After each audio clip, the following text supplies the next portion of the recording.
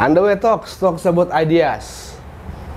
Sabtu hari ini kita kedatangan tamu, salah satu akademisi dari Universitas Mula Warman yang beberapa kali komentarnya kerap bisa dibilang ditakuti pejabat. Karena sangat keras dan to the point. Saya kutip satu itu ketika ada persoalan tambang mining, sempat ada headline di Tribun, Pansus DPR Kaltim akan bersurat ke Presiden minta legalkan tambang ilegal, pengamat usulan ngawur. Siapa yang komentar? Ini dia, orangnya di samping saya, Herdiansah Hamzah, dosen Fakultas Hukum Universitas Mula Warman, yang sering disapa Castro. Apa kabar, Bang? Kabar baik, alhamdulillah. Oke, sebelum kita masuk ke masalah, mungkin kita gali dulu soal Bang Castro ini. S1-nya di mana, Bang? S1 saya tuh di Unhas ya. Unhas. Ya. Makassar. Makassar. Fakultas Hukum Unhas. S1-nya di sana. Berarti kelahiran Makassar atau? Ya, saya kelahiran kira-kira 140 km dari Makassar lah. Namanya Watan Sopeng. Watan Sopeng. Kabupaten Sopeng ya. Sering disebut sebagai kota kelelawar di sana. Karena kelelawar memang bergelantungan di pohon asam ya di kota saya itu ya. Watan Sopeng. Watan Sopeng. Bahkan ada mitos kalau orang ke Sopeng dan kena tai kelelawar, itu mungkin akan dapat jodoh orang Sopeng. Katanya begitu mitos. Bukan kembali ke Sopeng. Bukan kembali ke Sopeng, dapat jodoh orang Sopeng. Kalau di sini kan ayam mahakam. Iya. Oke, jadi selesai S1 langsung bekerja atau bagaimana? S1 sebenarnya saya kesini nih ya bisa dikatakan tidak sengaja ya. Sama Indah? Ke Bontang pada awalnya, karena kakak saya pernah di Bontang. Dulu di tahun 2007 ya. Itu rencananya hanya mengantar bapak menjenguk kakak di Bontang. Cuma karena bapak meninggal di Bontang, pada akhirnya saya ya bisa dikatakan menenangkan diri lah ya di Bontang. Ada 2-3 bulan. Nah, pas di saat itu ada pendaftaran di Unmul untuk penerimaan dosen. Dulunya sempat diminta daftar aja PNS di beberapa kabupaten kota, terutama di Bontang ya, dan Samarinda. Kalau kakak selalu bilang sudah masukkan aja lamaran. Ya saya bilang aja iya, saya masukkan lamaran, padahal saya tidak pernah kirim. Karena saya menganggap ini pilihan pribadi ya, menjadi PNS di kabupaten kota itu lebih terbatas, mesti ikut perintah pimpinan. Kritik diharamkan dan lain sebagainya. Saya menganggap itu ruangnya tidak bebas. Tetapi pilihan mendaftar sebagai dosen di Unmul akhirnya saya ambil karena saya menganggap dosen itu lebih fleksibel. Ya lebih bebas mengkritik. Memang habitnya begitu. Habit kampus itu kan kritik sebenarnya. Berarti di masa berkabung itu justru ada kesempatan ya? Ya, ada penerimaan dosen di Unmul, saya diinformasikan oleh seorang kawan. Akhirnya saya coba-coba aja masukkan ke situ. Dan diterima? Alhamdulillah diterima. Mungkin piring nasinya ada di sini. Itu ketika masih S1 itu? Itu masih S1. Penerimaan terakhir Unmul dengan formasi yang masih menerima S1 itu di tahun saya terakhir tuh. Tahun berapa, Bang? 2007. 2007. Berarti sudah jadi dosen sejak 2007. SK saya sebenarnya 1 Januari 2008 terhitungnya. Tapi pendaftaran saya di 2007. Itu sudah mulai masih belum kelas-kelas ya, masih belum dikenal lah ya. Saya belum mendapatkan kelas secara penuh. Istilahnya dulu masih ada dosen payung ya. Dosen payung? Dosen payung maksudnya dosen pembina itu. Jadi saya hanya nyantol mendampingi dosen payungnya, dosen utamanya maksudnya. Oke, second ya, secondary lah ya. Ya, secondary lah, membantu kayak asisten lah posisinya. Gitu. Belum dapat kelas secara penuh. Gitu. Lanjut ke S2. S2 justru pada saat saya sudah aktif mengajar di tahun 2010 ya. 3 tahun setelah 3 tahun setelah mengajar, 2 tahun lah ya, 2 tahun setelah mengajar. Hitungannya sebenarnya bagi seorang dosen itu sudah terlambat. Jadi saya terhitung terlambat untuk mengikuti kelas lanjutan di S2. Tapi mau tidak mau harus menempuh studi S2 dengan syarat sebagai syarat untuk dosen untuk mengajar S1 ya. Itu di S2-nya di Unmul juga atau di UGM? UGM. Di UGM. Nah, yang saya penasaran tuh kenapa namanya Castro?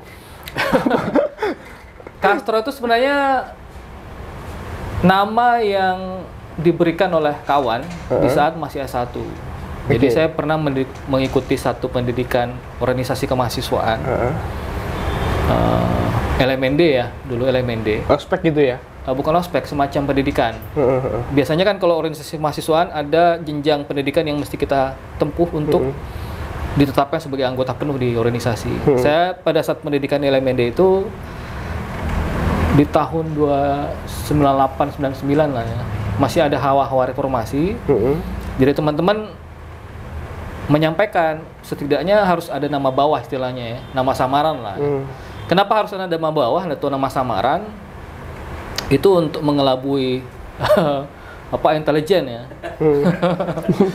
Jadi diminta supaya menggunakan nama samaran.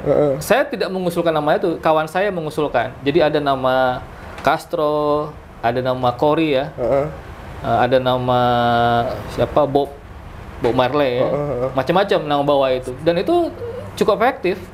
Beberapa kali pihak kepolisian ketika ada kasus itu datang ke fakultas saya dan menanyakan kenal Castro, orang ya tahu Castro tapi tidak terdaftar sebagai akademisi mahasiswa fakultas hukum.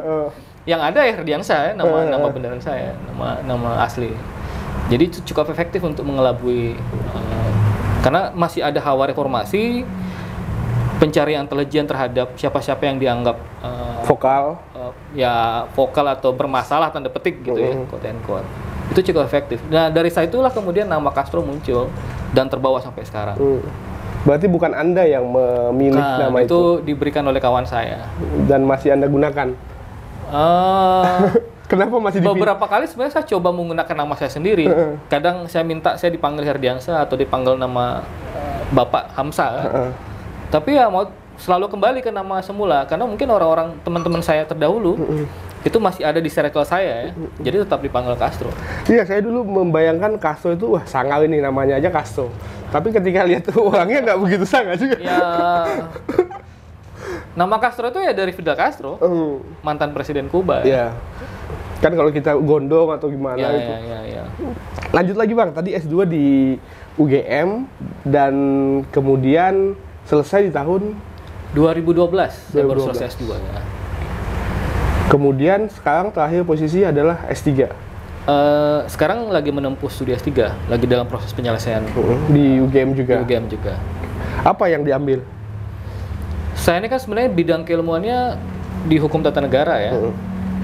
Cuman di UGM, disertasi saya lebih persinggungannya antara hukum tata negara dan sumber daya alam. Kenapa sumber daya alam? Mungkin orang-orang bilang, kenapa keluar dari bidang keilmuannya? Ada dua alasan yang urgen menurut saya, kenapa saya memilih judul disertasi yang bersinggungan antara HTN dan sumber daya alam. Satu, ya sekarang bidang keilmuan itu bergerak ke arah yang lebih sifatnya interdisipliner, penggabungan antara satu bidang keilmuan dan bidang keilmuan yang lain. Jadi orang ketika membahas soal hukum tidak bisa dilepaskan dari persoalan politik, persoalan budaya, termasuk dalam konteks sumber daya alam. Nah, karena keilmuan sekarang bergerak ke arah interdisipliner, itulah kemudian saya menganggap ya saya mengambil studi sumber daya alam yang bersinggungan dengan HTN itu hal yang lumrah hari ini gitu ya. Orang ketika membahas hukum ya tidak bisa lepas dari semua persoalan bidang keilmuan yang lain. Hukum pasti ada persinggungannya dengan politik, dengan budaya, dengan ekonomi dan lain sebagainya. Nah yang kedua, kenapa saya ambil studi sumber daya alam? Disertasi saya ini sebenarnya membahas soal asas ya, atau prinsip. Banyak orang yang menganggap taat terhadap hukum tapi tidak mengerti dengan asas, atau kalau bahasa yang lebih sederhananya soal etik gitu ya, soal moralitas. Hukum selalu memiliki aspek moralitas di belakangnya. Itu yang sekarang orang banyak lupakan. Seorang lawyer, seorang notaris, atau orang akademisi misalnya terkadang bicara soal hukum dalam konteks formal, tetapi lupa di balik hukum itu ada prinsip yang tidak boleh kita lupakan, atau asas ya. Saya sih lebih sering menyebutnya dengan prinsip. Nah, dua hal itulah kemudian membuat saya memilih judul disertasi yang bukan keluar, tetapi ya karena sifatnya interdisipliner, penggabungan antara HTN, karena studi saya adalah putusan Mahkamah Konstitusi dengan hal yang berkaitan dengan undang-undang di bidang sumber daya alam yang diuji di Mahkamah Konstitusi. Kira-kira begitu. Sudah sampai mana ini yang S3 ini? S3 ini sebenarnya tinggal ujian akhir aja, ujian promosi maksudnya. Setelah ujian itu terbuka ya, setelah itu selesai. Dan jadi tinggal satu tahap terakhir aja. Kapan? Rencana bulan depan. Berarti sudah jadi dokter ya? Insya Allah. Kalau saya baca-baca itu, kalau sudah jadi dokter, barulah kita bisa dibilang sebagai pengamat. Benar atau tidak? Atau gimana sih bahasa akademisinya untuk ketika di publik itu seseorang bisa dikatakan pengamat hukum ketika dia sudah bergelar S3 atau gimana? Iya, sebenarnya pengamat itu tidak ada standar tertentu ya. Tetapi kan verifikasinya biasanya berkaitan dengan bidang keahlian. Memang ada kultur yang seolah-olah mengaitkan bahwa kalau bukan profesor atau setidak-tidaknya doktor, tidak layak quote and quote disebut sebagai pengamat. Tapi bagi saya rumus itu tidak berlaku karena sepanjang dia memang punya keahlian di bidang tertentu, keahlian itu kan diukur tidak hanya dari gelar doktor ataupun jabatan guru besar ya, guru besar karena jabatan ya. Tapi seberapa besar dia concern terhadap satu bidang keilmuan. Dia pernah menulis tidak yang berkaitan dengan bidang keilmuan itu. Dia punya buku tidak yang berkaitan dengan bidang keilmuan itu. Kalau dia punya karya ilmiah, punya tulisan, punya buku di satu bidang tertentu, menurut saya itu sudah memenuhi kualifikasi untuk disebut sebagai seorang pengamat. Tidak harus dokter dan profesor misalnya. Bahkan kadang-kadang kalau dikomparasikan ya, profesor, dokter ataupun yang tidak bergelar dokter ataupun punya jabatan profesor, kadang-kadang malah lebih concern dan serius dengan bidang keilmuan dibanding seorang profesor atau dokter. Bang Asok, abang kan paling sering mengomentari berbagai masalah. Ya. Saya lihat di IG Anda itu ada KPK, ada soal Wadas, Ismail Bolong. Ini bagaimana membaginya antara akademis dengan, karena pasti banyak pikiran kan itu. Ya. Dan Anda termasuk salah satu orang yang sangat-sangat vokal dan terkadang dimintai pendapat berbagai kalangan media untuk bisa, memang pilihan Anda untuk ke sana atau gimana? Saya sebenarnya lebih beranggapan bahwa tugas seorang intelektual, seorang akademisi salah satunya, karena intelektual kan bukan hanya akademisi. Kalau kita kutip pendapatnya Gramsci misalnya, Gramsci bilang bahwa setiap orang punya potensi intelektualitas. Setiap orang berpotensi menjadi intelektual, tergantung kemudian apakah intelektualitas itu digunakan untuk kepentingan siapa gitu. Ya bagi saya, seorang intelektual itu harus mengabdikan dirinya untuk kepentingan publik, untuk kepentingan rakyat banyak. Jadi kalau saya mengomentari soal KPK, soal Ismail Bolong, itu bukan soal KPK dan Ismail Bolong ya sebenarnya, tapi lebih esensinya kepada kepentingan publik, kepentingan rakyat banyak gitu ya. Ya kalau komentar KPK pasti ada irisannya dengan persoalan korupsi, ada irisannya dengan kepentingan rakyat banyak gitu. Kalau saya mengomentari Ismail Bolong misalnya, itu bukan soal Ismail Bolong ya, tapi soal tambang ilegal yang memberikan dampak yang sangat besar terhadap publik. Gitu. Jadi sebenarnya soal kepentingan publik. Kalau kita kutip pendapat Soekarno yang mengutip pendapatnya seorang ahli pikir India ya, namanya Swami Vivekananda. Ini diceritakan oleh Cindy Adams di dalam buku Penyambung Lidah Rakyat itu. Soekarno bilang, ya jangan gunakan kepalamu sebagai perpustakaan, gunakan pengetahuanmu untuk kepentingan kemanusiaan. Nah, saya mengambil posisi seperti itu, bahwa pengetahuan saya itu mestinya saya abdikan untuk kepentingan publik, kepentingan rakyat banyak. Jadi saya mengomentari hal-hal yang sifatnya sebenarnya lebih kepada hal yang menurut saya berkaitan dengan kepentingan rakyat banyak. Itu posisinya. Kadang-kala bertubuhkan dengan misalnya seperti, ya anggap saja lah misalnya ketika dengan misalnya institusi Anda lah di Unmul gitu, ketika misalnya ada kebijakan, Anda kan juga cukup vokal dengan itu kan, belum lagi dengan pemerintahan, itu apakah pernah kejadian yang bertubuhkan sangat, ya menurut Anda sangat fatal atau gimana? Ada beberapa sih, tapi menurut saya itu masih batas yang bisa ditolerir ya, dalam pengertian itu mengganggu tapi tidak menghalangi aktivitas saya untuk tetap jalan gitu ya. Kadang berbenturan dengan kawan sendiri, kadang berbenturan dengan instansi saya gitu ya, kadang berbenturan dengan pemerintah, tapi menurut saya itu hal yang biasa. Karena menurut saya, ya kritik saya itu adalah habit yang mesti memang dipahami oleh setiap orang. Kampus kalau nggak ada kritik ya nggak usah jadi kampus. Ya nggak usah di kampus gitu ya, nggak sah lah ya. Kesahian kampus itu diukur dari seberapa besar kritik itu dilontarkan gitu. Karena memang saya bilang tadi, kampus itu habitnya kritik gitu. Jadi mesti dipahami. Kritikan-kritikan saya kendati pun kemudian itu berbenturan dengan entah itu lembaga, orang per orang dan lain sebagainya adalah hal yang menurut saya lumrah saja. Dan konsekuensinya juga saya sudah pahami sejak awal gitu ya. Kalau saya bunyi pasti akan begini gitu ya. Pasti akan ada reaksi balik gitu. Setiap reaksi kan pasti ada reaksi balik ya. Ada feedback. Kalau saya kencang menyoroti soal korupsi misalnya, ada orang yang merasa terancam dengan itu, para koruptor lah ya. Biasanya kan yang merasa terancam kalau kita kritik soal korupsi, koruptor, teman-temannya koruptor, dan yang akan jadi koruptor di kemudian hari kan biasanya itu. Saya sudah paham dengan konsekuensinya. Jadi seseorang yang paham dan konsekuensi, saya pikir dalam kamusnya itu nggak ada lagi istilah ketakutan gitu ya. Kalau kita pahami konsekuensinya dari awal. Jadi ketakutan itu hanya muncul ketika kita tidak betul-betul paham dengan konsekuensinya. Nah, saya sadar betul konsekuensinya ketika saya mengkritik akan ada reaksi balik. Ya, ada intimidasi mungkin, ada tekanan, mungkin mental dan bisa jadi fisik. Tapi saya sudah paham konsekuensinya dari awal dan itu menurut saya hal yang mesti kita paham di awal. Dulu pernah itu yang ketika ada surat telepon apakah yang dulu pernah kasus itu termasuk salah satunya ya? Salah satunya 2000, saya masih ingat betul 2019. Itu yang telepon masuk gimana? Betul.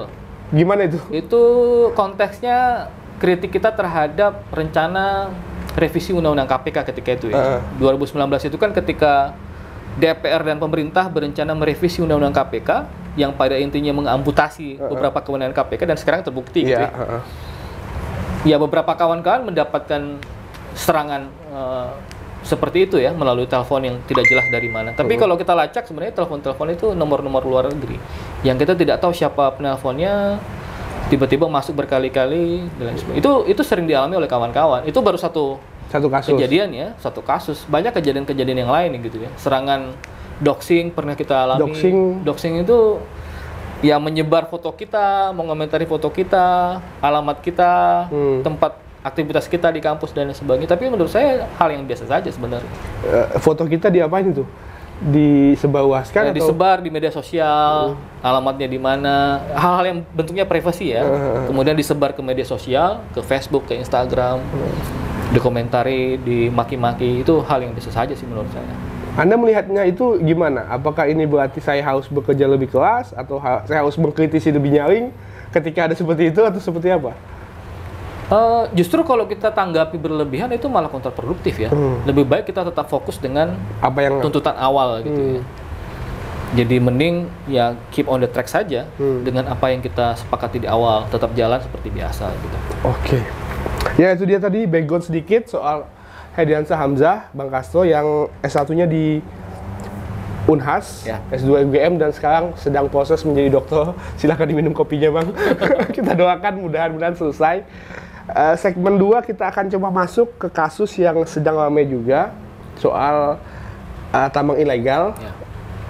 Dan ada nama Ismail Bolong di sana. Jangan kemana-mana, tetap di Underwear Talks Phonis Media.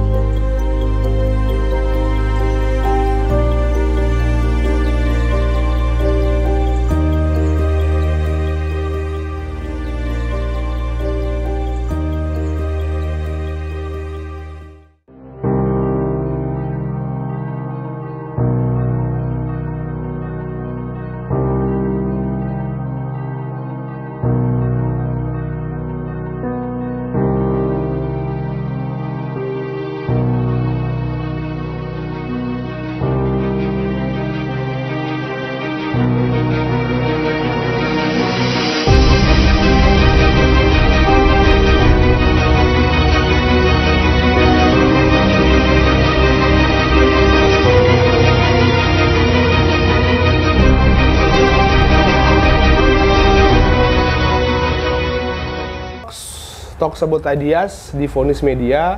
Seperti janji tadi soal tambang ilegal, belakangan ini ramai soal ada lagi nama Ismail Bolong yang kita tahu sudah menjadi tersangka Desember 2022 lalu ya, dan berkasnya saat ini yang terbaru kan sudah dikembalikan lagi ke Polri. Nah yang saya kutip itu ada yang menarik dari Tempo dan menyebutkan kalau ada Ada yang melihat Ismail Bolong ada di Kaltim. Ya. Kalau dari pandangan Abang, kita kasusnya dulu deh. Ini bagaimana untuk awal-awal sebelum kita melihat apakah benar Ismail Bolong dugaan kita ada di sini atau gimana? Ya, kalau kita setback ke belakang ya, sebenarnya kan kasus ini bermula dari video pengakuan ya, video pengakuan dari Ismail Bolong yang kemudian viral di mana-mana begitu.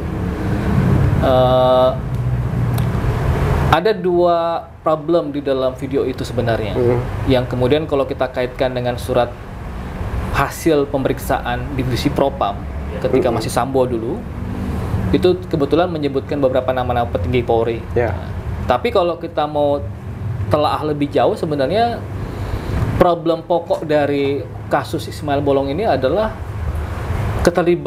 dugaan keterlibatan aparat penegak hukum, dalam hal ini kepolisian, dalam bisnis tambang ilegal. Sebenarnya bukan pertama kali ya.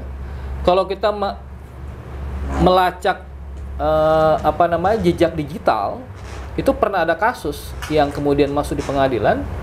Itu kasus tambang di Tanah Merah yang juga sempat menyebut nama satu anggota kepolisian yang bertugas di Polda Kaltim ya. Tetapi kemudian tidak di follow up oleh aparat kepolisian dalam proses penegakan hukum tambang ilegal ini. Nah, belakangan kemudian muncul pengakuan Ismail Bolong. Sebenarnya yang publik kritik itu adalah ada persinggungan atau ada korelasi yang kuat mandulnya penegakan hukum terhadap tambang ilegal dengan kasus-kasus yang kebetulan diduga melibatkan aparat kepolisian. Karena logikanya begini, kalau kemudian bisnis atau kejahatan tambang ilegal itu tidak diproses secara hukum secara maksimal, ada problem berarti kan di aparat penegak hukumnya. Nah, dugaan keterlibatan aparat penegak hukum inilah kemudian yang dianggap berhubungan dengan lemahnya penegakan hukum terhadap tambang ilegal itu.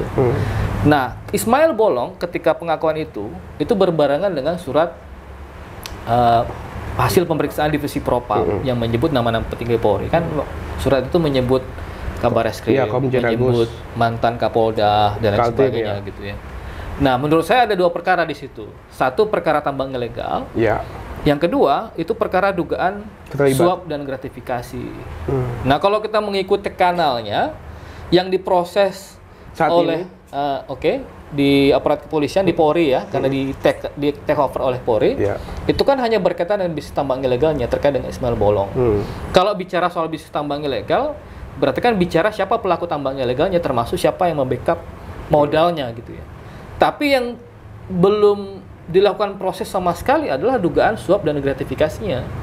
Tempo hari ketika kasus ini mencuat, saya salah satu orang yang berusaha mendorong keras agar dugaan suap dan gratifikasinya itu ditangani oleh aparat penegak hukum yang lain. Dalam hal ini KPK misalnya, atau kejaksaan.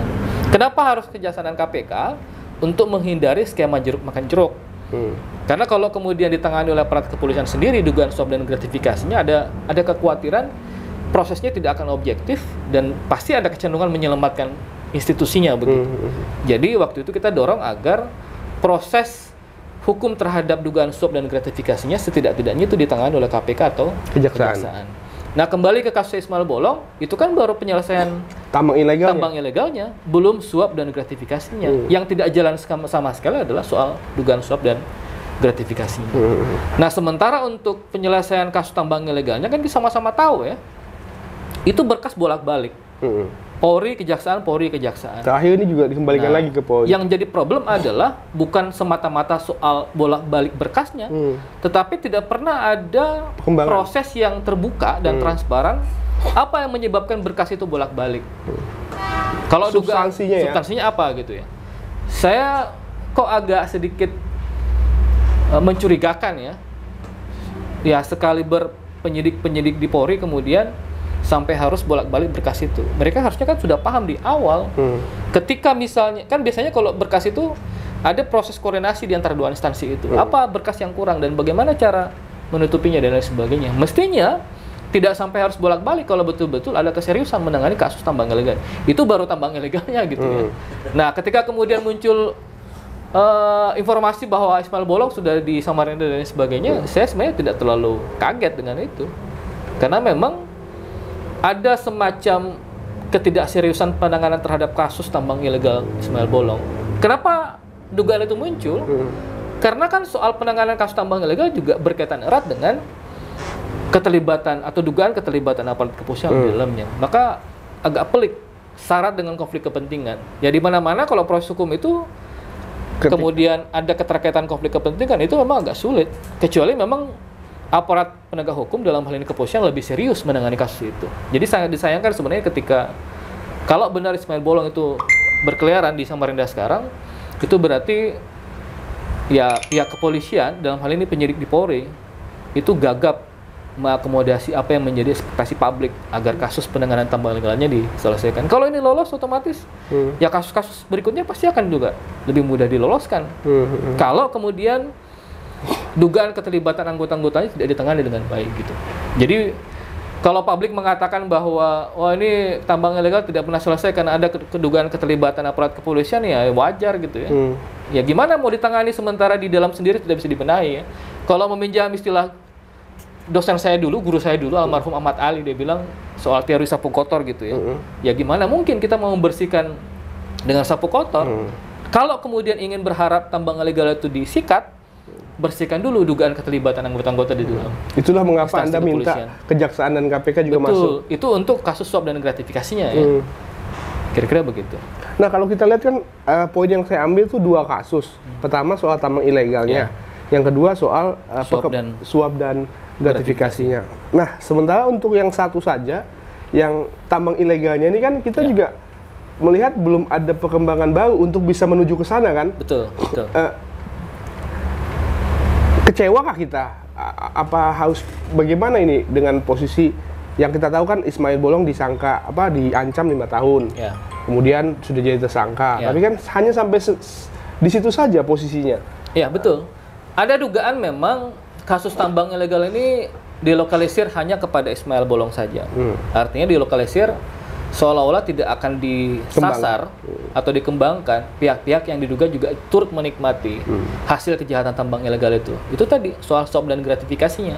Salah satu yang saya sorot adalah soal surat hasil pemeriksaan Divisi Propam dulu yang menyebut nama-nama petinggi Polri, kan tidak pernah diperiksa tuh. Padahal di dalam surat resmi begini logikanya. Orang seolah-olah menganggap surat itu nggak ada artinya karena bersamaan dengan kasus Sambo kan. Seolah-olah Sambo yang dihujat habis-habisan itu tidak punya pekerjaan yang juga sebenarnya on the track dengan kasus hukum. Padahal mesti kita pisahkan gitu ya. Apalagi Sambo gitu ya. Kasus Divisi Propam itu adalah surat resmi, surat hasil pemeriksaan resmi oleh Divisi Propam yang dikepalai oleh Sambo dulu, yang kemudian secara resmi disampaikan oleh Sambo kepada Kapolri.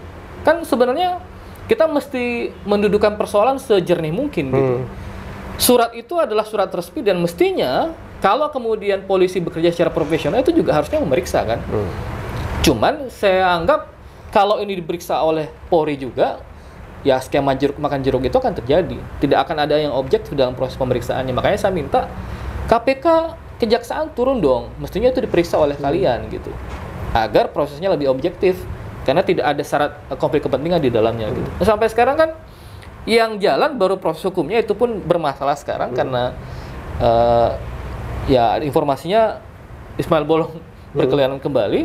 Sementara untuk dugaan suap dan gratifikasi itu tidak diproses sama sekali. Tidak pernah misalnya Kabareskrim diperiksa atau tidak pernah misalnya mantan Kapolda diperiksa dan lain sebagainya. Padahal publik sangat menanti-nantikan itu gitu. Jadi ini juga pertaruhan soal kepercayaan publik terhadap institusi yang bernama Kepolisian Republik Indonesia gitu. Kalau itu tidak bisa diselesaikan, maka proses mengembalikan kepercayaan publik itu juga menjadi lamban gitu. Karena tidak ada upaya yang lebih meyakinkan publik untuk segera menyelesaikan baik isu tambang ilegalnya ataupun isu untuk membersihkan semua keterlibatan atau dugaan keterlibatan anggota-anggota kepolisian terhadap bisnis tambang ilegal ini. Kira-kira begitu. Seharusnya itu menjadi petunjuk kan? Kalau misalnya kita lihat dengan adanya surat Propam tadi, petunjuk untuk pengembangan lebih lanjut ya. Kalau kita lihat posisi hukum yang seharusnya dilakukan gitu ya. Betul. Kalau kemudian aparat penegak hukum itu bekerja secara profesional, mestinya itu segera di follow up kan.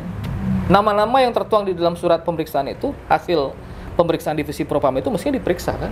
Pertanyaannya adalah itu tidak pernah diperiksa, dipanggil pun tidak pernah gitu. Berarti ada upaya untuk ya mengendapkan atau membuat kasus ini menguap gitu. Makanya saya bilang tadi, itu seolah-olah dilokalisir hanya kepada Ismail Bolong dan itu pun hanya terbatas di kasus tambang ilegalnya. Kalau soal tambang ilegal jelas di dalam ketentuan 158 Undang-Undang 3 2020 yang perubahan 4 2009 itu tentang minerba kan jelas. Tadi Bung Anja sudah bilang ancaman hukumannya kan 5 tahun gitu ya. Tapi sayang sekali alih-alih menyelesaikan dugaan suap dan gratifikasi, memeriksa nama-nama yang disebutkan dalam surat divisi Propam tadi, bahkan untuk kasus illegal miningnya pun, tambang ilegalnya pun, itu ya ngambang juga, mengendap juga gitu kan, jadi pertanyaan publik gitu. Gimana sih? Bagaimana mungkin publik bisa menganggap atau percaya dengan pihak kepolisian sementara hal yang seperti ini itu tanda petik itu belum mampu diselesaikan oleh pihak kepolisian. Makanya tidak mengherankan kalau bisnis tambang ilegal itu makin marak gitu. Karena memang tidak ada upaya yang lebih serius untuk menyelesaikannya. Jadi kalau jatah teman-teman ini kan sudah 166 ya. Kalau pinjam jatahnya kawan-kawan di Jatam itu sudah ada 166 titik tambang ilegal. Pertanyaannya berapa banyak yang sudah diselesaikan oleh aparat kepolisian? Kan paling 1-2 gitu. Nah, kalau kemudian 166 titik tambang ilegal itu tidak diproses secara serius, maka yang terjadi kemudian adalah itu akan semakin menjamur. Bisa jadi kenapa 200 menjamur? ya? Betul. Kenapa dia menjamur? Karena tidak ada efek jerah. Ya. Kalau logika hukumnya kan efek jerah itu hanya bisa dilakukan atau terjadi kalau kemudian ada upaya hukum yang dilakukan secara serius gitu. Jadi kalau saya pelaku bisnis tambang ilegal ini, kejahatan tambang ilegal ini, ya ngapain saya takut?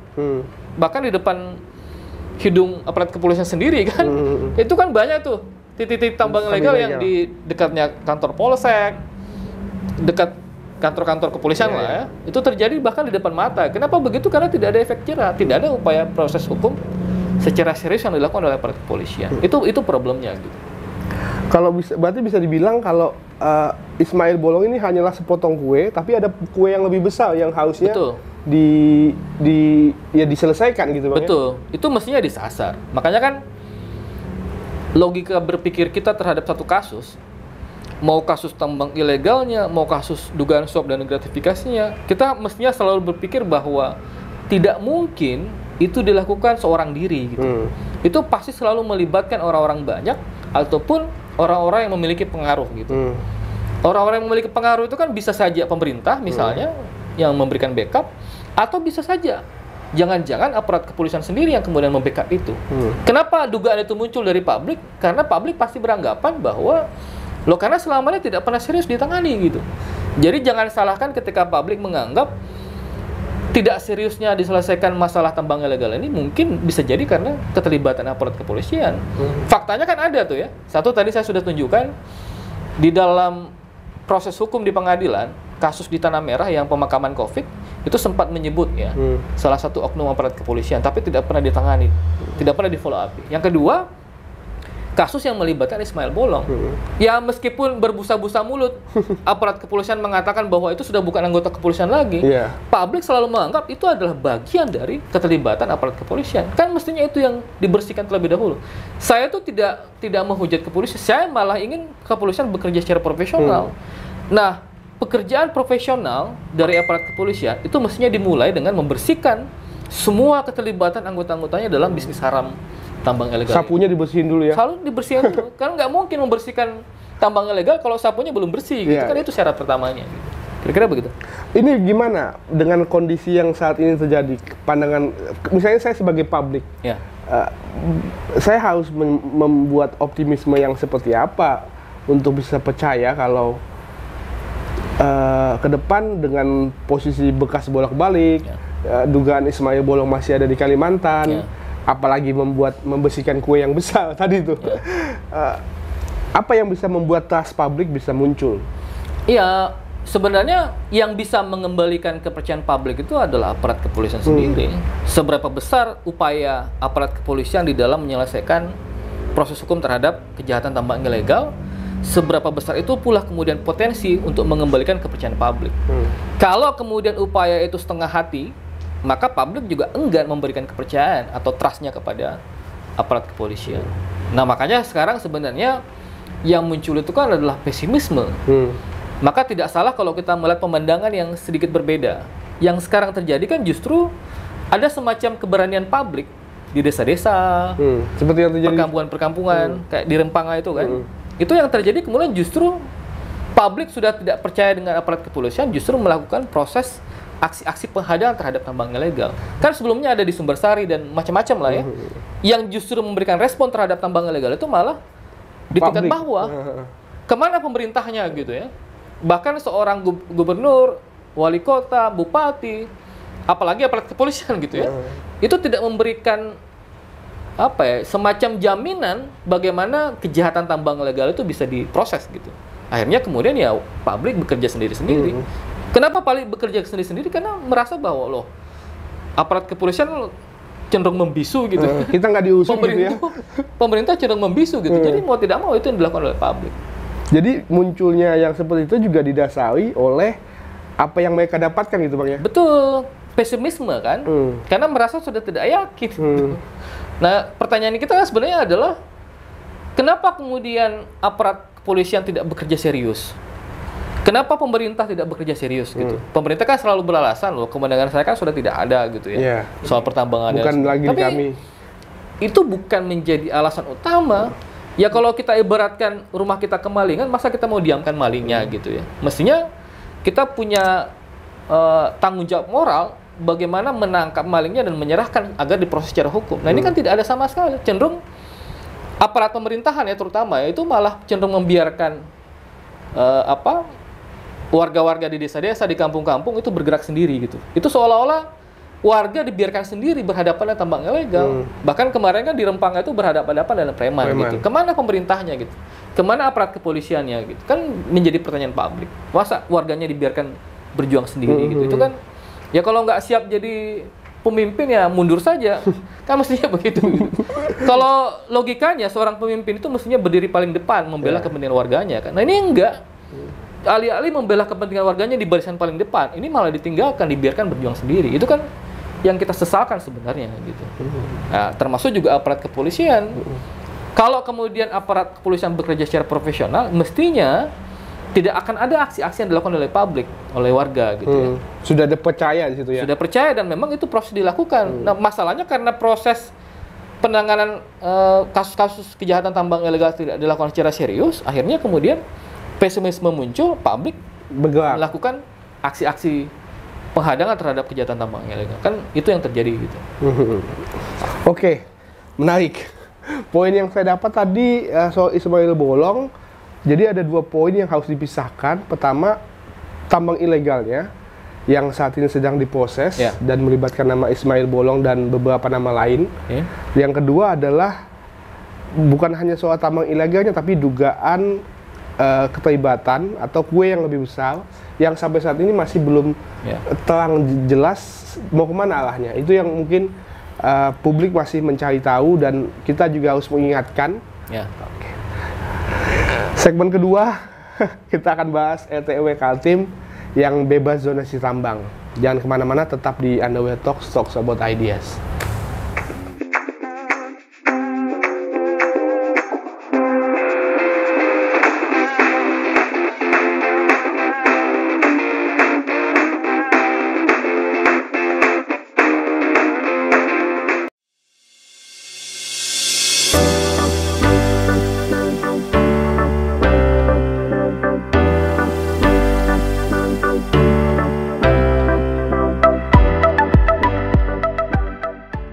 Ya, sudah tadi kita bahas Ismail Bolong. Maaf Ismail Bolong. Mudahan kamu nonton. Nggak usah minta maaf lah ya. Kedua kita akan bahas RTW Kaltim. Background-nya adalah ada rencana tata wilayah yang bebas zonasi tambang di Samarinda dan kemarin sudah disahkan revisi perdanya. Sudah dibawa juga ke provinsi untuk disahkan dan juga sudah disahkan meskipun yang hadir hari itu Hadi Mulyadi, bukan Pak Ihsan. Cuma kita belum melihat jelas bagaimana ini bisa terlaksana. Kira-kira kemudian kendala-kendalanya kira-kira apa ya, Bang? Kalau kita lihat secara yang pertama, kendati pun yang hadir itu wakil gubernur, itu sudah cukup melegitimasi sebenarnya persetujuan antara pemerintah daerah yang diwakili oleh Hadi Mulyadi dengan DPRD Kaltim. Yang menarik sebenarnya adalah pertanyaan publik bagaimana mengeksekusinya, kan begitu. Kalau saya sedikit kembali ke belakang, dulu RT RW Samarinda yang diatur di Perda 2 2014 itu kan sebenarnya juga punya kelemahan kalau kita kaitkan dengan bisnis tambang gitu ya. Waktu itu Perda 2 2014 tentang RT RW Samarinda itu malah menyebutkan secara eksplisit bahwa 9 kabupaten kota itu adalah area yang bisa ditambang gitu. Menyebutkan secara eksplisit. Begitupun dengan Perda Pertambangan ketika kewenangan itu masih ada di pemerintah kabupaten kota. Di Perda 13 2012 tentang minerba itu pertambangan Samarinda ya. Itu malah menyebutkan bahwa tidak menyebutkan wilayah spesifik yang bisa ditambang. Artinya kalau kita mengacu kepada 2 perda itu, kelemahannya adalah seolah-olah ya setiap wilayah Samarinda itu bisa ditambang. Nah, kalau kemudian Perda RT RW yang baru yang disahkan kemarin itu mengatur secara rigid bahwa tata ruang wilayah peruntukannya tidak boleh ada pertambangan, itu sebenarnya langkah yang maju ya. Itu patut kita apresiasi. Cuman yang jadi pertanyaan adalah bagaimana tahap eksekusinya? Karena bayangan saya begini, RT RW kemudian yang mengatur peruntukan wilayah Samarinda tidak boleh untuk pertambangan secara legal ya, itu otomatis memancing aktivitas kegiatan tambang yang ilegal. Oke, karena yang legalnya nggak boleh. Legalnya kan nggak boleh. Bayangan saya, kalau tidak diperbolehkan tambang di Samarinda, ada kemungkinan justru yang terjadi kemudian adalah ada ruang bisnis tambang ilegal. Kan yang jadi PR kita bersama adalah bagaimana cara melawan tambang ilegal ini kan, memastikan bahwa kalau yang legal dilarang, otomatis yang ilegal yang akan kita hadapi gitu. Jadi kita harus punya modal bagaimana menghadapi tambang-tambang yang ilegal ini. Ya sama kan seperti sekarang logikanya, secara sosiologi, kalau kemudian kewenangan pertambangan sudah ditarik ke pusat, daerah sudah tidak punya kewenangan. Yang terjadi sekarang kan ini tambang-tambang ilegal marak gitu ya. Bahkan ada beberapa video-video yang kita lihat yang bahkan berani terang-terang mengaku sebagai pelaku tambang ilegal gitu ya. Kan logika yang mereka pakai ya, selama ini tambang-tambang yang resmi itu tidak memberikan dampak atau hal yang bermanfaat bagi warga sekitar. Mending kami menambang sendiri katanya. Itu bisa menarik tenaga kerja 600 sampai 700 gitu. Kan itu yang terjadi. Jadi sebenarnya kalau saya, kita mesti punya modal bagaimana cara menghadapi tambang-tambang ilegal ini. Lagi-lagi kembali ke soal tambang ilegal. Itu yang mesti kita pastikan gitu. Tapi sebagai sebuah produk hukum, kita harus mengapresiasi itu adalah langkah maju.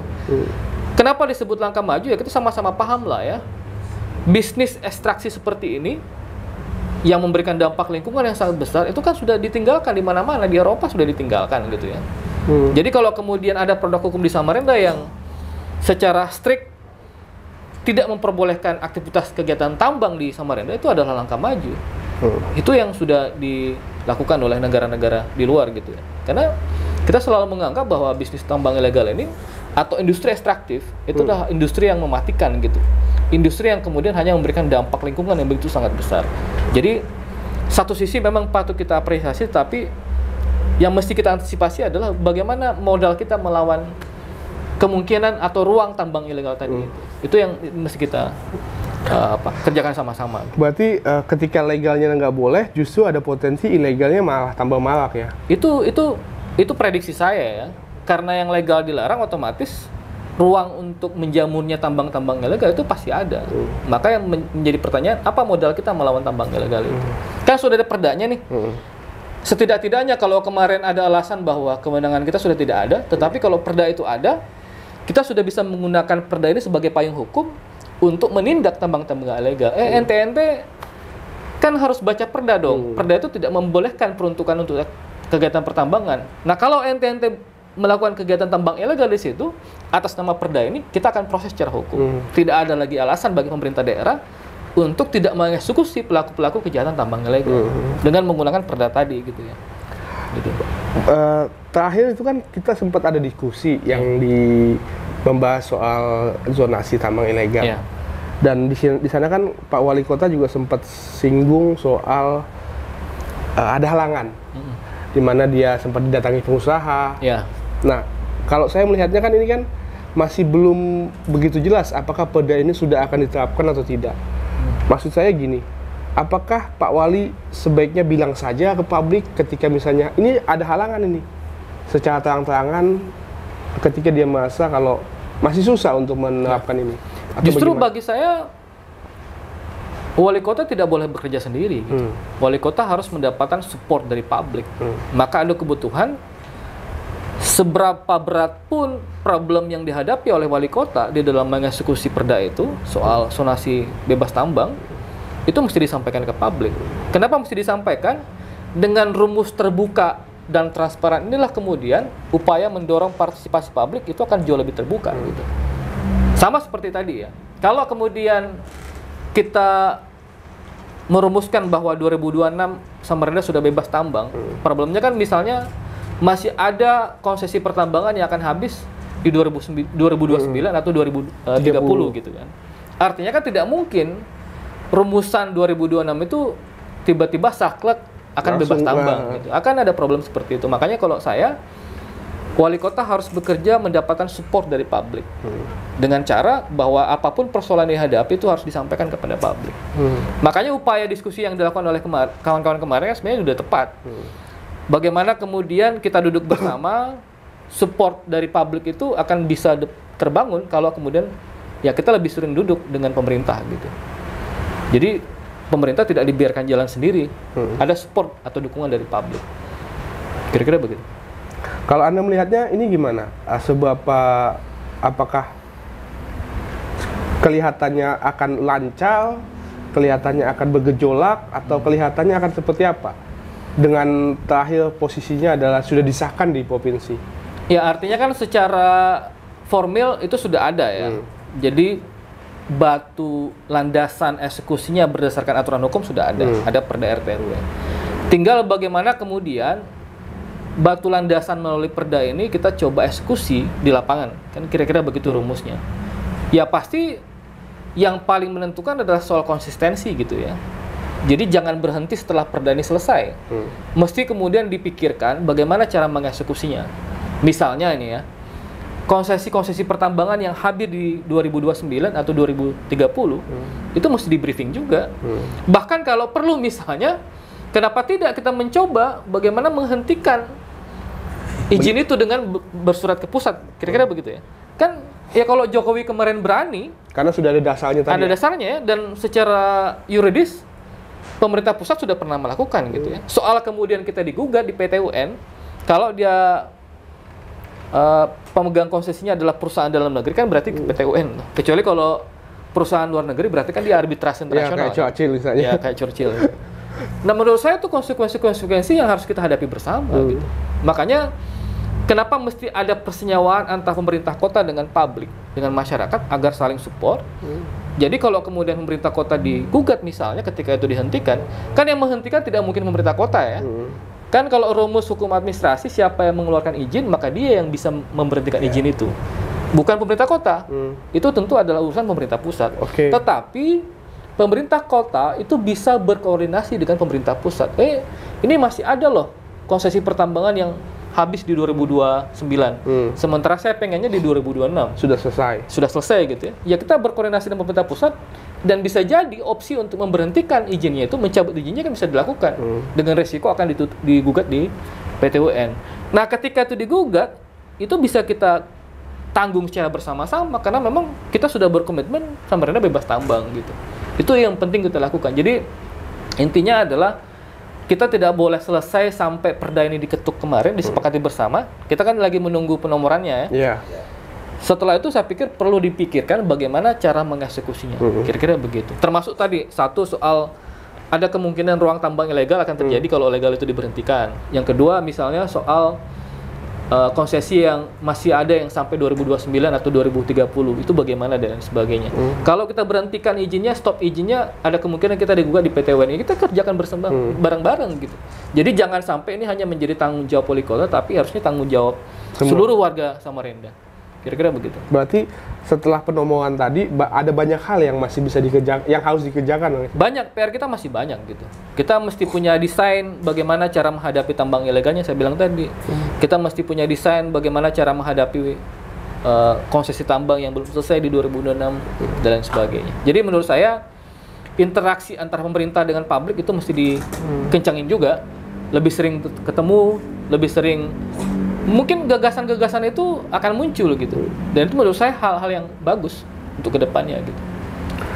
Jadi jangan kayak iklan rokok gitu ya, ringan sama dijinjing, berat wali kota yang pikul gitu. Saya pikir Pak Wali juga tidak mau begitu kan.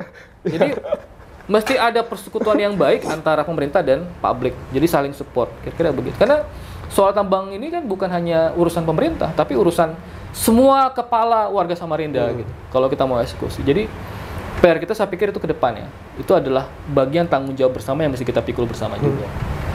Yang menarik tadi yang soal ini Bang, ketika meminta untuk pusat menutup berarti itu adalah kewajiban dari pusat karena pusat yang mengeluarkan izinnya ya. Ya, itu di dalam hukum memang begitu prinsipnya. Siapa yang memberikan izin maka dia yang berhak mencabut izinnya. Itu adalah kewenangan pemerintah pusat. Tetapi ruang komunikasi antara pemerintah daerah dengan pusat itu bisa terjadi gitu ya. Ada kemungkinan pusat juga bisa misalnya menjadi halangan. Bisa jadi. Misalnya pengusahanya masuk ke pusat. Ya, bisa atau jadi. gimana? Itu ada kemungkinan. Ada kemungkinan, makanya kan pemerintah kota juga mesti bertahan dengan produk hukum yang dibuat dalam hal ini per RW itu kan. Bahwa kalau pusat kemudian menghendaki berbeda hal yang berbeda, maka kita mesti fight juga. Makanya saya bilang tadi, jangan sampai ini hanya menjadi bagian tanggung jawab yang mesti dipikul oleh pemerintah, tetapi juga menjadi bagian yang mesti mengakar ke publik. Kita punya pengalaman lah ya di Kaltim ini. Ketika dulu isu otonomi khusus, kan yang gerak cuma elit politik. Ketika isu soal keuangan pusat dan daerah, yang gerak juga cuma elit politik. Tuntutan-tuntutan seperti ini mestinya juga mengakar ke publik. Saya juga pengennya soal kita menghadapi tambang, kalau kita punya desain Samarinda bebas tambang di 2026, itu jangan sampai hanya keinginan elit politik, tapi harus mengakar ke warga. Makanya cara mengakarkannya itu adalah memperbanyak pertemuan dengan warga, meminta apa ide-ide dan gagasan-gagasannya. Dan ketika ada problem, ketika kita berhadapan-hadapan misalnya dengan pemerintah pusat gitu ya, ya warga juga harus bergerak dong, support pemerintah. Jadi tidak hanya berjalan sendiri, tapi juga disupport oleh publik secara luas. Kira-kira begitu. Oke, jadi publik juga bisa mengerti masalahnya gitu ya? Betul. Itu lebih mengakar gitu ya. Sama lah kalau kita selalu kritik, contoh ya, kalau kita analogikan teman-teman di KPU selalu bicara bagaimana target golput gitu ya, tapi sosialisasi golput di hotel-hotel kan mustahil gitu. Karena tidak mengakal. Iya, itu seperti melempar garam ke laut gitu ya. Kalau mau golput itu kita habiskan, selesaikan, maka yang mesti disasar adalah titik-titik yang memang golputnya banyak gitu. Ya di desa-desa, di kampung-kampung. Ya jangan di hotel-hotel. Kalau di hotel-hotel gimana caranya publik bisa paham dan tahu gitu ya? Harus menyasar titik-titik di mana golput itu banyak. Begitu analoginya gitu ya. Atau hotelnya kita pindahkan ke kampung. Oke, gitu. Menarik sekali tadi. Berarti setelah penomoran ada hal lain yang dikejar dan kita bisa meminta ke pusat untuk menarik izinnya. Ya, betul. Itu salah satu opsinya ya.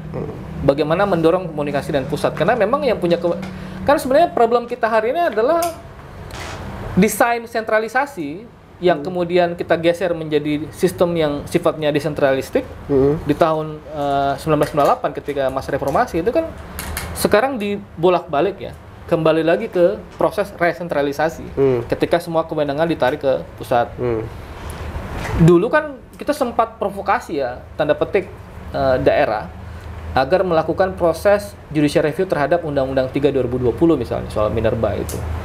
Karena sekarang desain resentralisasi itu membuat apa ya? Ya kita menanggung dua kali beban. Tidak hanya izin-izin konsesi itu langsung diambil alih oleh pusat, tetapi dampaknya juga ya harus kita tanggung. Kita yang kemudian kewenangannya dicabut, tetapi kita yang diminta bertanggung jawab. Itu kan logika tanda petik sesat terhadap mandatory reformasi ya soal desain yang sifatnya desentralisasi itu. Jadi proses resentralisasi kewenangan yang kembali diambil alih pusat itu bukan hanya bicara soal menghilangkan kewenangan kita, tetapi juga mengingkari semangat reformasi dulu sebenarnya. Kan logikanya sederhana gitu. Dalam sistem desentralisasi itu mestinya daerah yang paling merasakan dampaknya itu yang diberikan kewenangan. Kalau kita baca beberapa putusan MK kan juga menegaskan bahwa sangat tidak adil ketika daerah yang kemudian merasakan dampaknya secara langsung terhadap aktivitas kegiatan pertambangan akibat izin itu justru tidak diberikan kewenangan untuk mengatur sistem perizinan. Itu logika yang menurut saya sesat dalam kacamata desentralisasi itu. Gitu. Oke. ETW cukup. Poin-poinnya tadi sudah kita dapat. Kita akan masuk ke segmen 3 terakhir soal KPK. Jangan kemana-mana, tetap di Underway Talks, Phoenix Media Talks About Ideas.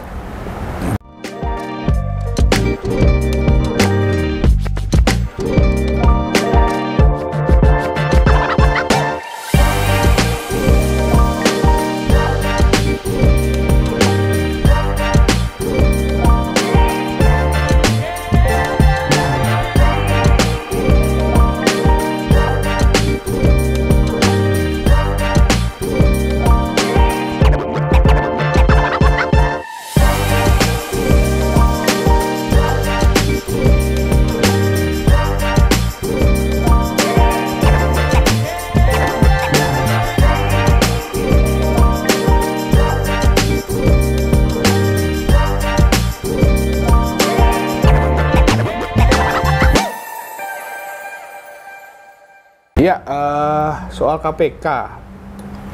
Ini ramai lagi soal Brigjen Endar yang sama Karyoto. Karyoto kan naik jadi Kapolda ya, Kapolda Metro, dan Endarnya justru ngambang. Dan yang menarik itu ada anggapan kalau Endar ini nggak ada miliki kesalahan, tetapi kemudian di-cut begitu saja meskipun Kapolri kan sudah minta dia untuk tetap berada di KPK. Ya. Kalau lihat KPK ini kan kolektif kolegial ya Bang ya. Tapi apakah benar kalau kesannya ketua KPK saat ini jadi one man show gitu atau gimana sih? Termasuk dengan keluarnya Endar di cut-nya Endar ini. Ya, kita juga tidak bisa melepaskan kasus ini soal ya, saya sih membahasakannya pemecatan ya sebenarnya ya. Meskipun beberapa kawan menyebut itu pemberhentian dengan hormat atau tidak memperpanjang, kan banyak versi. Itu tidak bisa dilepaskan dengan rekam jejak Firly. Kan kita sama-sama tahu lah Firly juga beberapa kali kena masalah gitu secara etik soal helikopter, kemudian soal kasus pertemuan dengan Lukas NMB, macam-macam kasus-kasus yang memang menyimpulkan bahwa ada problem etik di Firly gitu.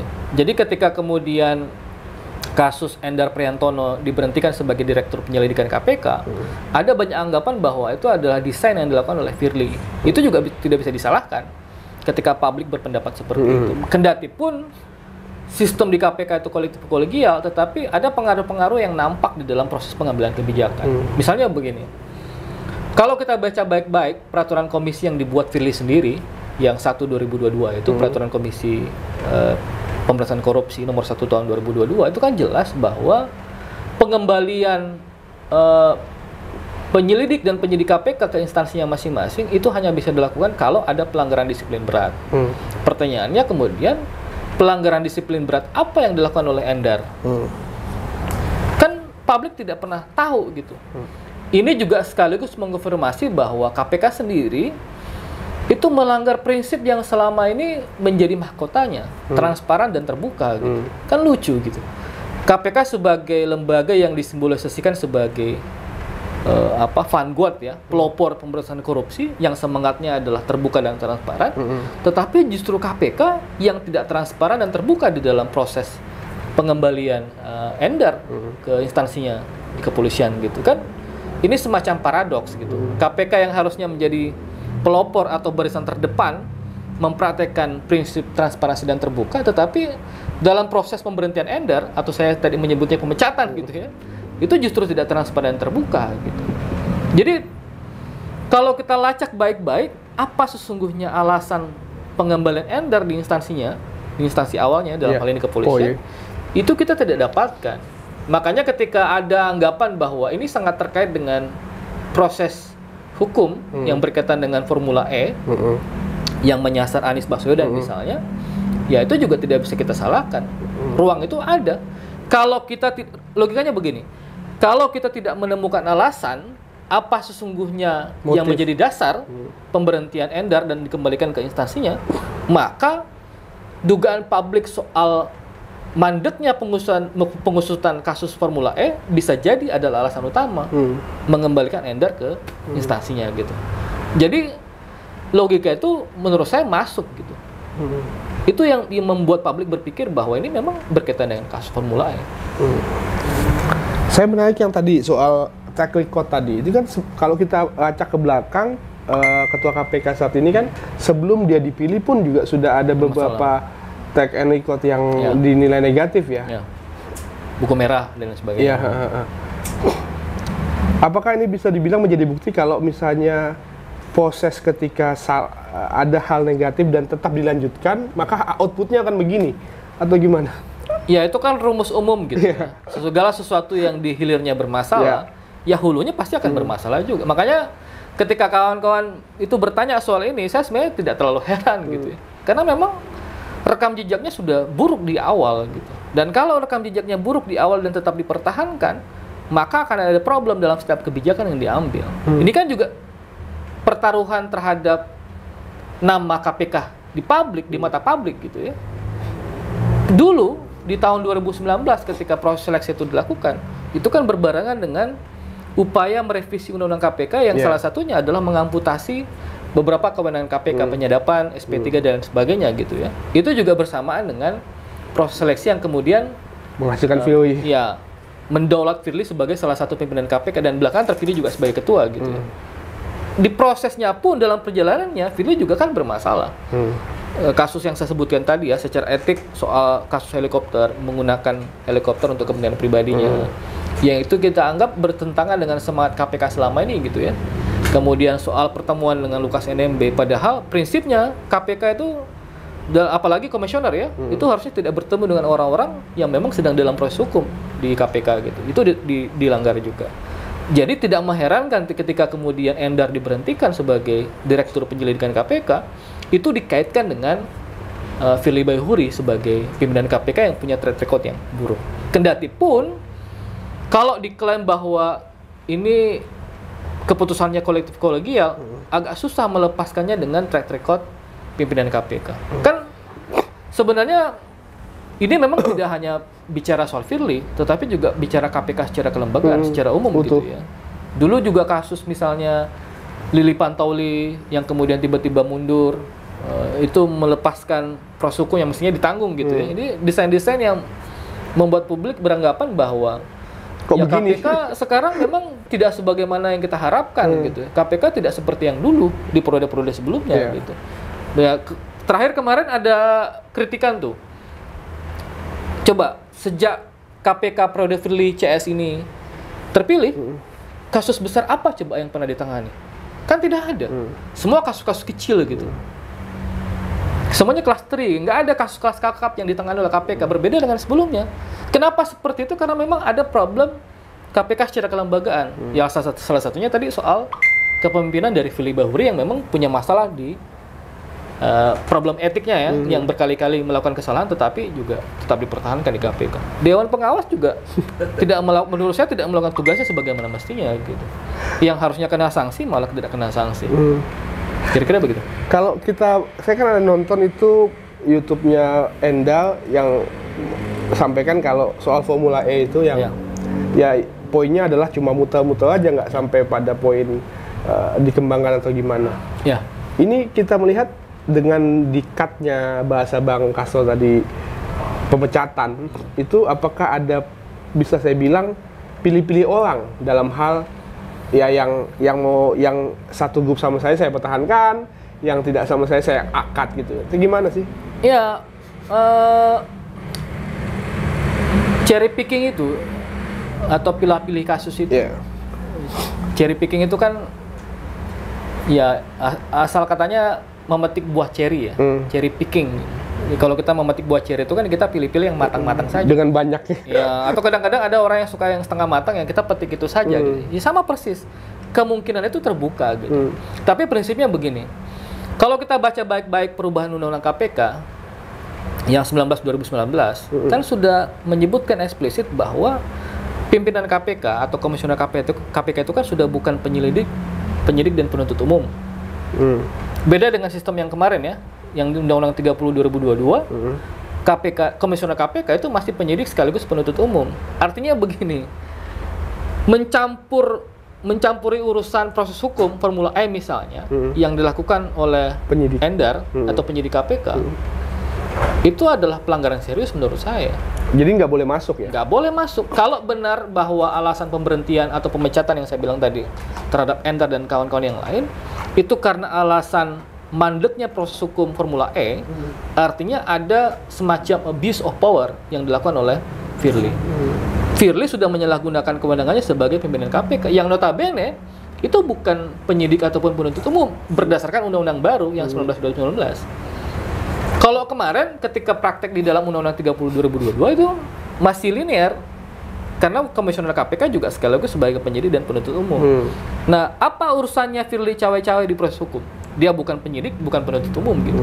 Makanya saya bilang ada praktek abuse of power, ada penyalahgunaan kekuasaan Firly yang berkaitan dengan kasus Formula E. Kan nggak bisa sama sekali.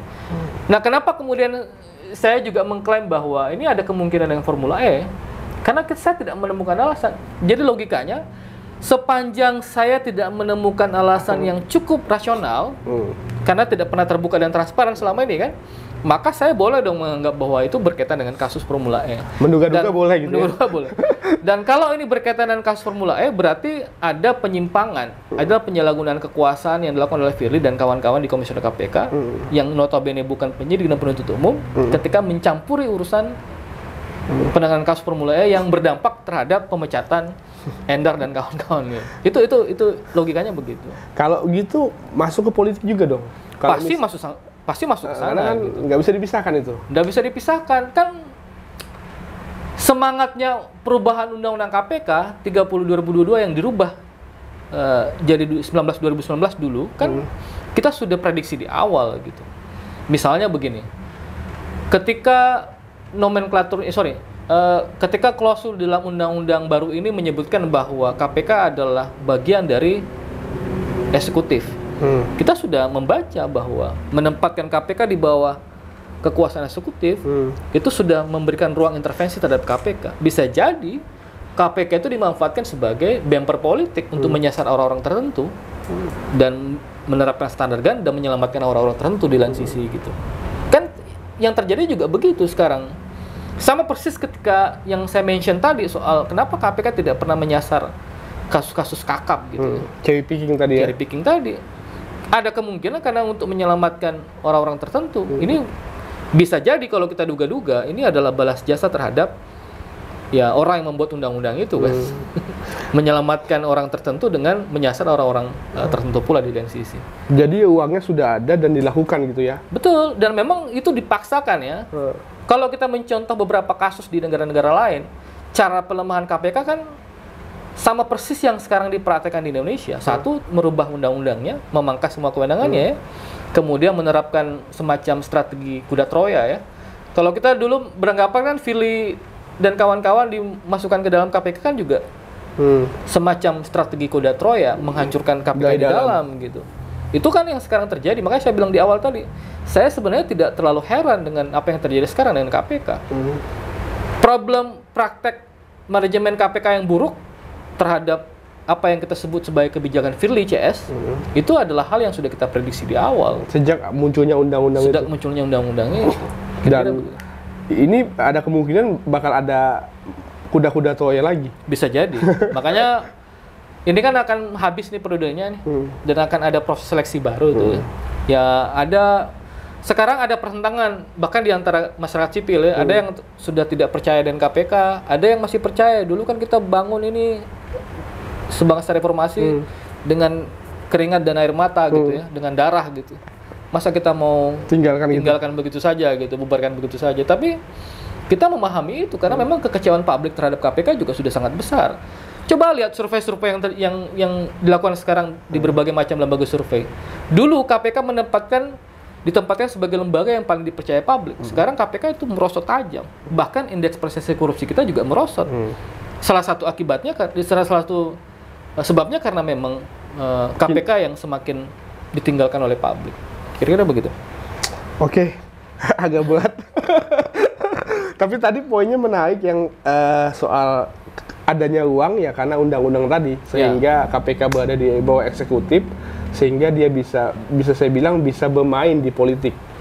Ya, intinya begini, ada semacam grafik penurunan komitmen pemberantasan korupsi sejak undang-undang KPK itu. Ya tadi saya bilang karena kewenangannya dipangkas, kemudian ada strategi kuda Troya menghancurkan KPK dari dalam. Kan orang-orangnya dipecat semua kan, yang 57 orang TWK kemarin dan sebagainya. Gitu. Iya betul. Nah termasuk juga sebenarnya itu menjangkiti lembaga-lembaga hukum yang lain. Misalnya tidak ada lagi keseriusan menjatuhkan vonis berat terhadap koruptor. Coba bayangkan di beberapa kasus itu bahkan kan dapat korting besar-besaran, diskon besar-besaran gitu ya. Itu terjadi setelah KPK 2019. Tidak ada lagi komitmen yang lebih serius di lembaga-lembaga penegak hukum.